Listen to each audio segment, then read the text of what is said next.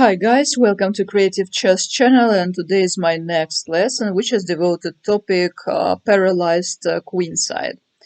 Let's have a look at the position which happened in the game of 1966 between Hecht and Keller.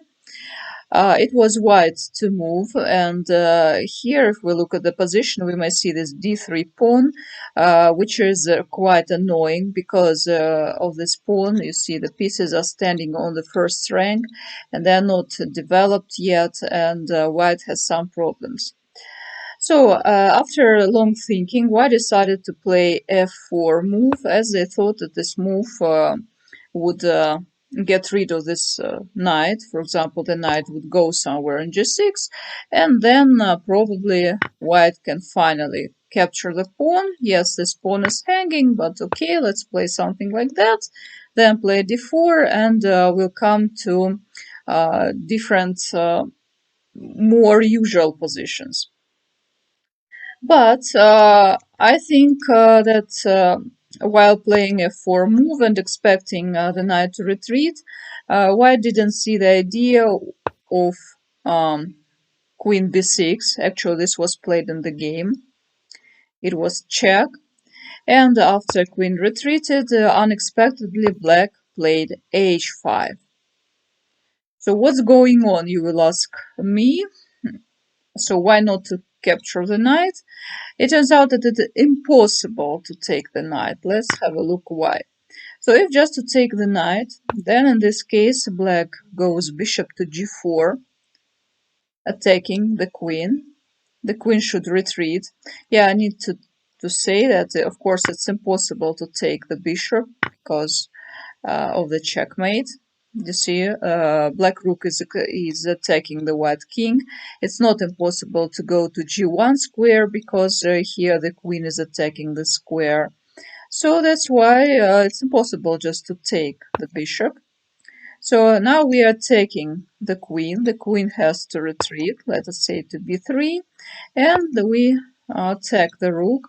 Because these pieces are not developed, it makes the defense of whites very, very difficult.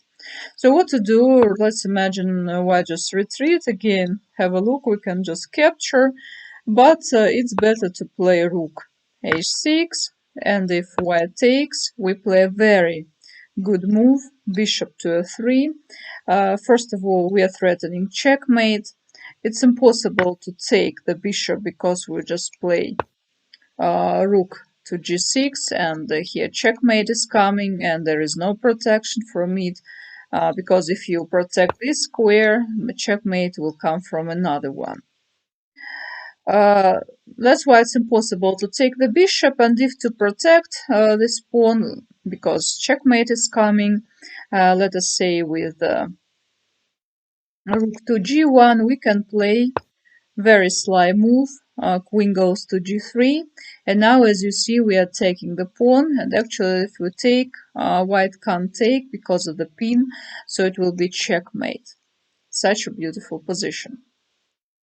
So that's why in a game, after, again let's return h5, and there came the move rook to e3.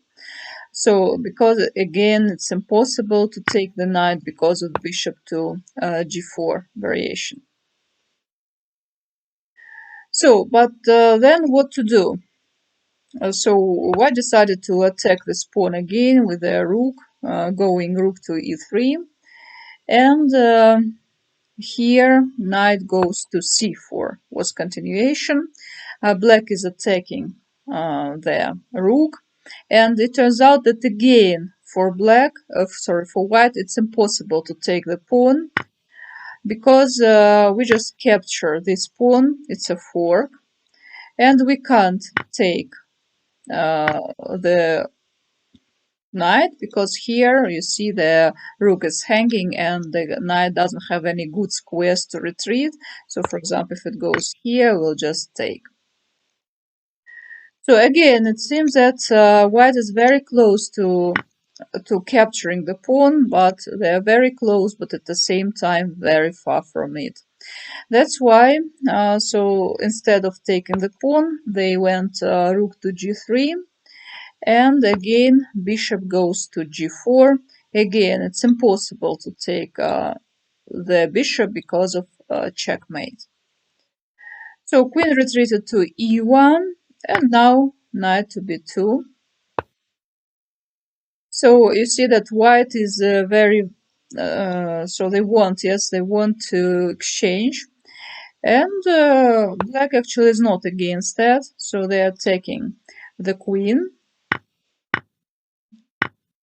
And white decided just finally to take this bishop after exchanges. Uh, so why not two? They thought, and there is no queen here anymore, so there is no checkmate. So they took it. And if we have a look at the position, we see that white is a piece up. But the problem is that after takes, black has a very good move. This move is d5. They're opening this diagonal, especially for their wonderful bishop. And yes, white has their dark square bishop, but it's not developed. Actually, this pawn is like a bone in the throat, which doesn't allow to breathe.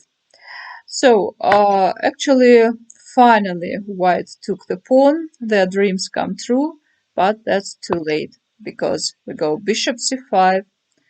The only move king goes to f1, and now you see that in the game, white played this move. Bishop goes to c2. Why is that? Why, for example, in this position, not to take this pawn on e4? Let's have a look. Because if we take the pawn, we go knight f2, attacking the bishop.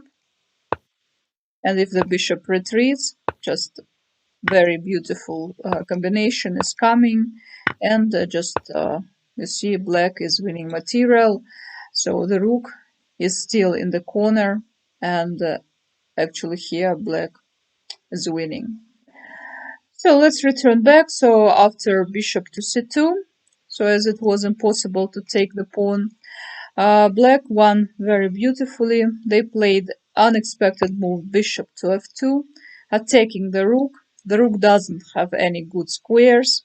Actually, white resigned here.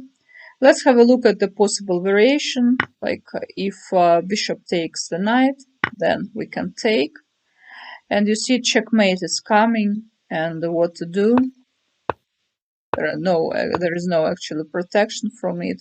Anyway, black would checkmate them. So if we return to initial position, sometimes these pawns can really be very, very weak. For example, sometimes I play wing gambit for white, and my opponents put the pawn on d3, nearly in the same situation. But in a lot of games, I manage just to capture the pawn without any difficulties in development. So you need to be careful, need to understand whether this pawn is your weakness or strength, because it can be both. You see, after f4, it turned out that this wonderful idea with h5 is into action. So take this under consideration, and you may use it in in your own games. So that's all for today, guys. Thanks for watching me. Please subscribe to my YouTube chess channel. See you in my next videos, and bye bye.